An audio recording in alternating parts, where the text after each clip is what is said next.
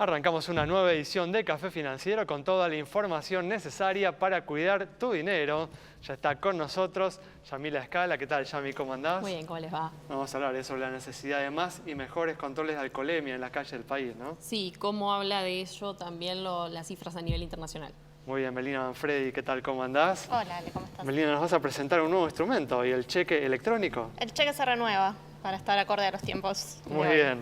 Y en el otro costado lo tengo a Juan Salerno. ¿Qué tal, Juan? ¿Cómo andás? ¿Qué tal, Ale? Muy bien. Con Juan vamos a repasar lo sucedido en estos últimos días en los mercados de capitales. Y en el último bloque nos va a visitar el economista Gabriel Selpo para analizar las principales noticias económicas de estos últimos días. Quédate con nosotros. Tras este muy breve intervalo, estamos de regreso con todos estos temas.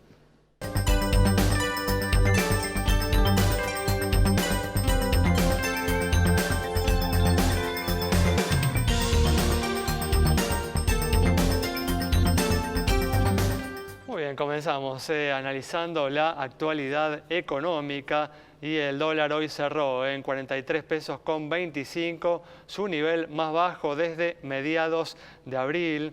Juan, sin lugar a dudas, ha influido en este comportamiento la decisión del Banco Central de mantener un piso elevado para la tasa de interés de referencia, la tasa que el Banco Central paga por las LELIQ, este instrumento que utiliza para regular la cantidad de dinero.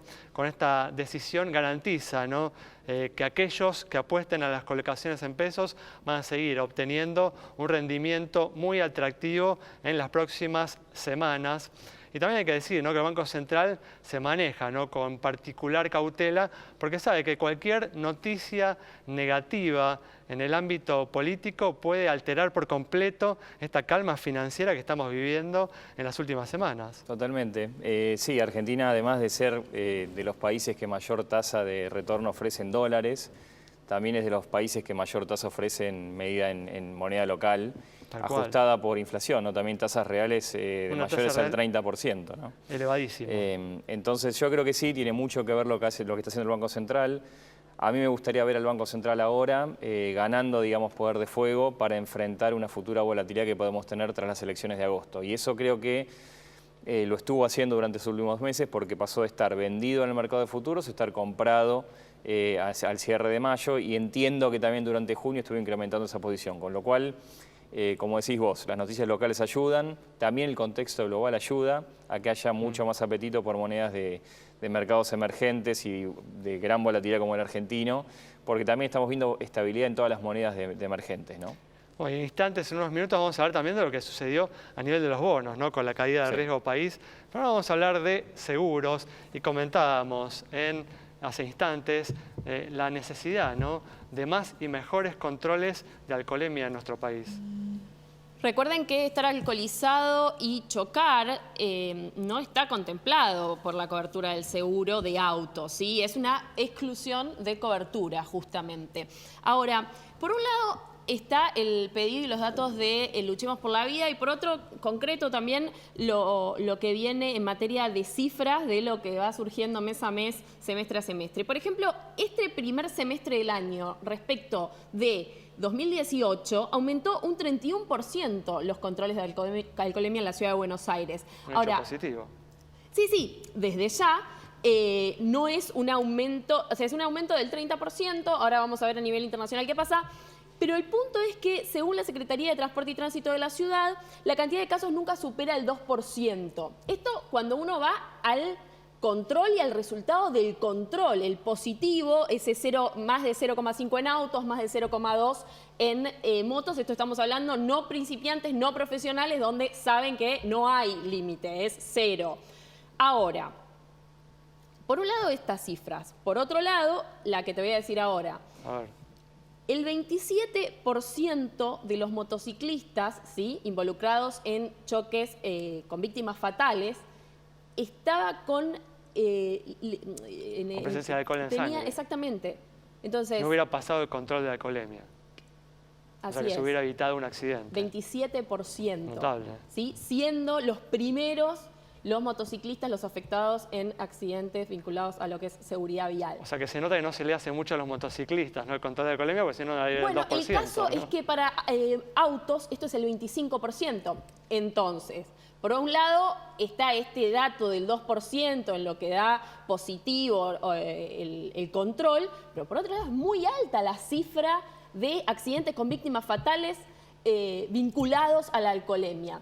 Y vemos, y acá cerramos esta idea que queremos transmitirles, con la comparativa internacional en placa. ¿Sí? Esto lo retoma la Asociación Civil Luchemos por la Vida en base al informe del Consejo Europeo de Seguridad en el Transporte, año 2017. Ahí tienen, para esos países, que es un tema, ¿no? Las comparaciones a nivel internacional y en especial con Finlandia y Suecia. Pero bueno, en concreto, fíjense, estos países están muy avanzados en materia de seguridad vial. Y más allá de la cantidad de habitantes, ahí se fijan y tienen de a millones los controles. En el caso, por ejemplo, de Francia. Francia, que hace muy poco también limitó de manera muy importante lo que es la velocidad máxima en ruta, con buenísimos resultados. Y ahí tienen, por si quieren, cada 1000 habitantes, para que sea un poco más, ¿no?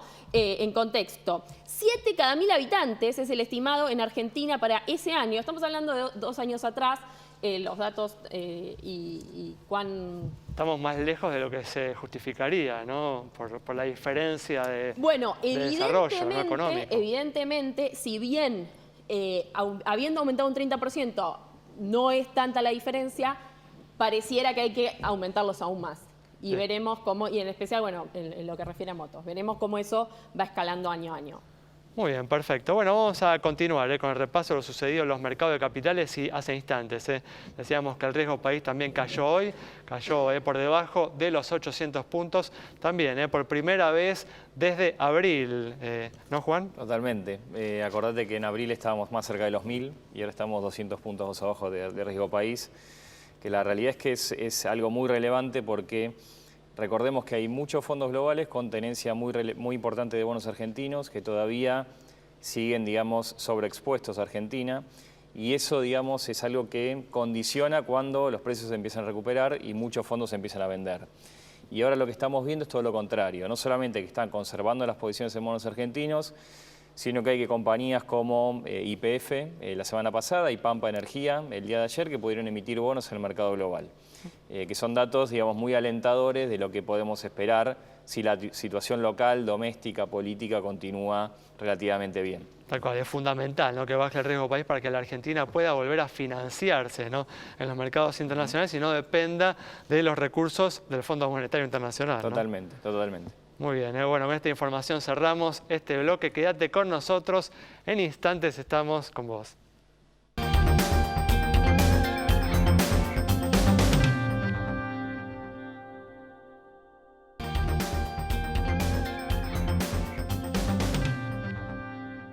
Bueno, estamos de regreso y vamos a hablar de una novedad. Esta semana entró en vigencia, ¿no, Meli? El cheque electrónico. ¿De qué se trata? ¿Qué es esto? A ver, contanos. Bueno, el cheque electrónico va a tener los mismos parámetros que un cheque físico. Surge de una normativa del Banco Central de octubre del año pasado y recién se empezó a implementar esta semana. Va a estar disponible para todos los cuentacorrentistas, que son los que habitualmente tienen cheques. Y desde esta semana es obligatorio que los bancos reciban los cheques, no así que uno pueda emitirlos. Ajá. Un poco lo que había pasado con los plazos fijos para no clientes. Claro. Entonces, hay algunos bancos que picaron en punta y que ya están ofreciéndoles a sus clientes, entre ellos podemos mencionar Supervil, Galicia, Hipotecario, que van a tener... O sea, que los clientes de estos bancos ya podrían comenzar a emitir cheques electrónicos. Tal cual, pueden solicitar su chequera. ¿Cómo funciona, Meli, esto? A ver. Vas a tener en el home banking la persona un botón que diga emitir cheque, vas a completar los datos y lo vas a enviar. Obviamente, si es un cheque de pago diferido, le vas a tener que poner la fecha de pago, lo vas a enviar a otra persona y a la otra persona le va a aparecer una alerta en su home banking que diga, te depositaron un cheque electrónico, ¿aceptás o rechazás? Si acepta la persona, en su propio home banking, también en la opción de e-checks, va a tener el cheque depositado. Bueno, la finalidad justamente además es esa, no realizar pagos que vos no querés que se eviten en forma inmediata de tu cuenta, ¿no? Porque si tuvieras el dinero no pagarías con un cheque, ¿no? Exacto. Dos o tres cosas importantes. Una es que los e-checks van a sacar de juego todo lo que son errores escriturales del cheque. Ah, mirá vos. Según los datos del Banco Central, en mayo, el último dato disponible dice que el 60% de los cheques rechazados se rechazaron por errores escriturales, o faltaba fecha, o la firma no era reconocida por el banco. Detalles formales. Exacto. Así que eso bajaría bastante el costo de los cheques. Está bueno. Y después, también es importante que va a admitir endosos ilimitados. Ajá. Lo cual está bueno para las pymes. En un cheque de papel no entraban. Exacto. En algún momento se te acaba el espacio. Tal cual. Y también va a ser mucho más eficiente a la hora de descontar el cheque, de ponerlo bajo custodia y demás, porque al estar digitalizado es todo mucho más fácil, sobre todo para las pymes, que son las que más usan este tipo de instrumentos. Oh, ya era hora, ¿no, Meli? Ya era hora, ya era hora. Dale, muy bien. Bueno, vamos a continuar ahora con otro tema. Y ha habido en estas últimas semanas también una recuperación de las acciones argentinas que ha estado liderada por las de los bancos, precisamente. A ver, Juan, ¿por qué? ¿Cuál ha sido el motivo de esto? Sí, tenés varios motivos. Primero, que las acciones que tienen mayor volumen y liquidez son las acciones que están listadas en Nueva York. Y en Argentina todos los bancos, digamos, que cotizan localmente tienen acciones listadas en Nueva York. En segundo lugar, son los que más sensibilidad tienen a lo que es el cambio en los spreads de riesgo país, ¿no? Claramente los bancos tienen mucho apalancamiento porque tienen un patrimonio relativamente pequeño y tienen un nivel, digamos, de deuda que es bastante alto, con lo cual son mucho más sensibles que otras compañías más industriales o otros sectores a lo que suceda en el mercado financiero, ¿no? Con lo cual, nosotros habíamos hablado que... Sin lugar a dudas que la baja del riesgo país los ha ayudado mucho. Venían muy atrasados, porque si vos ves las valuaciones de los bancos, en términos de precio-utilidad futura, era muy baja los niveles que estaba anteriormente. Hace un par de meses atrás decíamos, ¿no?, que el mercado accionario, en el sentido de si esto se estabiliza, te brinda una gran oportunidad de entrada. Yo creo que en lo que viene probablemente tengas ahora un catch-up o un acercamiento de otras compañías, otras acciones de otros sectores que quedan un poquito más rezagadas que los bancos, ¿no? Y eso te brinda una posibilidad para que el mercado se consolide y no sea solamente un rebote de un mínimo, sino entres en un rally más de mediano plazo.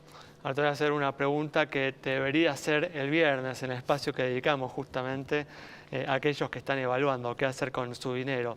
¿Ves así una oportunidad para ingresar en las acciones de los bancos o crees que ya la suba? Nos parece que las valuaciones ya son relativamente justas. El gran interrogante en Argentina para los bancos es lo que suceda en las elecciones de agosto, ¿no? Porque sí, probablemente si tenés un resultado electoral que para el mercado digamos es positivo, probablemente este rally continúe un poco más. Recordemos que los bancos hoy están cotizando casi al 50% de lo que valían en su nivel máximo de principios del 2018, con lo cual, de tener buenas noticias en lo político, creo que puede continuar un poco más el rally. Muy bien, perfecto. Bueno, Yami, ¿se vienen los seguros paramétricos para el agro? Bueno, se están preparando. A ver. Se viene, faltan algunas cuestiones. En concreto, el Superintendente de Seguros de la Nación habló de un 6% de cobertura. Seguros paramétricos se llaman, es un seguro no tradicional. El 6% de cobertura es en realidad aquella que tiene el campo argentino vinculada a contingencias climáticas. ¿Cuál es el gran problema? No saber qué va a pasar, cuándo, dónde. El altísimo costo que esto tiene para el que lo quisiera contratar, el que lo quiere contratar y con tan poca penetración, lo difícil que es esto para toda la industria del seguro. Entonces, lo que en concreto anunció Paso es que se está trabajando, ¿sí?, en seguros paramétricos de alta cobertura para los principales cultivos del país, pero de manera tal que esto sí pueda afectar a gran parte de la producción argentina y entonces tener ante la incertidumbre el efecto esperado. Cuando hablamos entonces de paramétrico, hablamos de índices predefinidos que se gatillan, que tienen que ver con las cuestiones meteorológicas principalmente y que hace entonces de repente, y como funciona en el mundo, un pago automático que lo que permite es justamente bajar esa incertidumbre y dejar a todos más tranquilos para que la actividad sea mayor. En principio. Bueno, la búsqueda, ¿no?, de ampliar la cobertura que ofrece el mercado de seguros al agro, que en la actualidad se limita más que nada a granizo, ¿no, Yami? Sí, sí, exactamente. Entonces es además ponerse a tono. Hablamos de las a ver, ¿por qué se viene, no se viene? Porque hay que orquestar un montón de cuestiones, empezando por los instrumentos de medición, ¿sí? Tal cual. Son los que dan la información para entonces poder tener estas cuestiones y ponerlas en marcha. Así que veremos cómo se empieza a instrumentar, si se anuncia finalmente, si lo tenemos entre nosotros para el campo argentino. Muy bien, perfecto. Con esta información cerramos este bloque. Quédate con nosotros. En instantes vamos a estar dialogando con el economista Gabriel Selpo.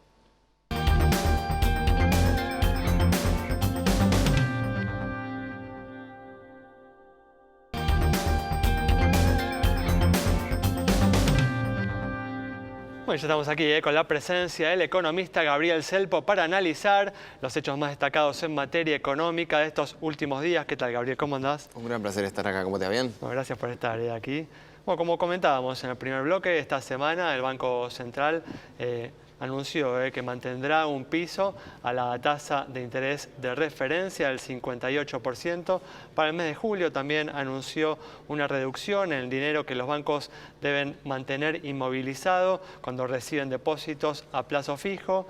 El dólar en estos últimos días, no sabemos si en respuesta exactamente a eso, pero hoy se ubicó en su nivel mínimo desde mediados de abril. ¿Cómo viste estas medidas del Banco Central?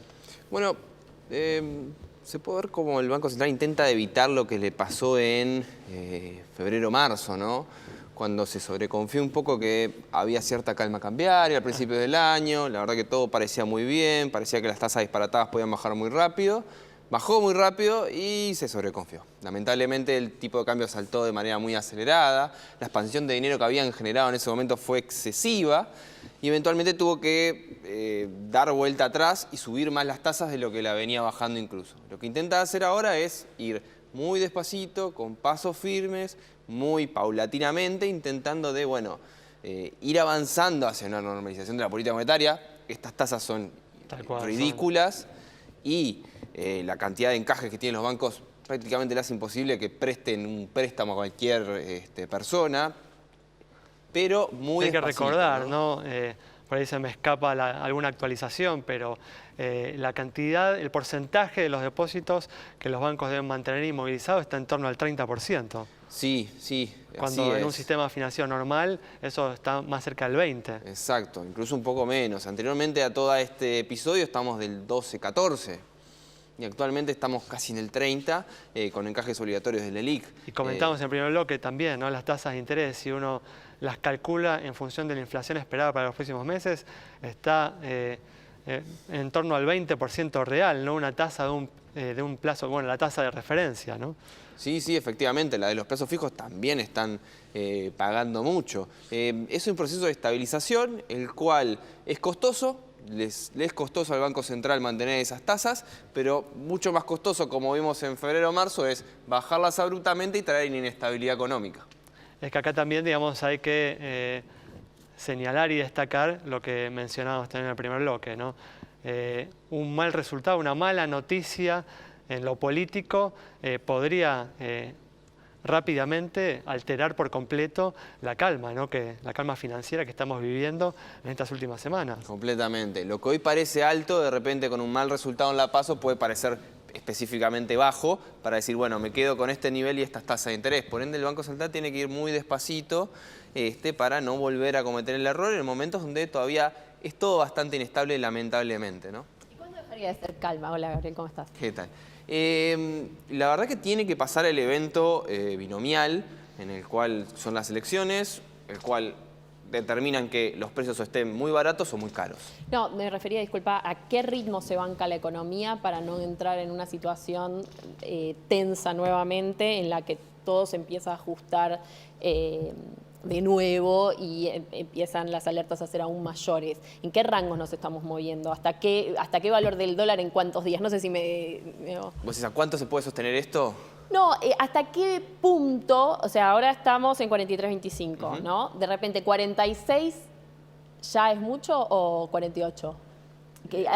¿Cómo sostiene el humor ese la economía? Bien. Al principio de año parecía que estabas entrando en un círculo virtuoso en el cual bajaba las tasas y bajaba la inflación. De repente empezaron los primeros registros de inflación, hubo temor en respecto a lo que podía pasar en las elecciones y perder el gobierno, y eso disparó un escenario vicioso, ¿no? En el cual cada noticia incrementaba la incertidumbre y eso hacía empeorar el escenario en general. Hoy en día lo que está pasando es que estamos en ese escenario binomial en el cual el tipo de cambio puede parecer barato en 42 o puede parecer extremadamente caro. Entonces va a depender muchísimo de cómo es que se dé las PASO y también las encuestas a lo largo de las PASO. Yo creo que lamentablemente no te puedo decir si el tipo de cambio está caro, barato, si va a estar en 44, 45, porque depende de dos eventos que son completamente opuestos y cualquiera de los dos me va a llevar a que le erre, ¿no?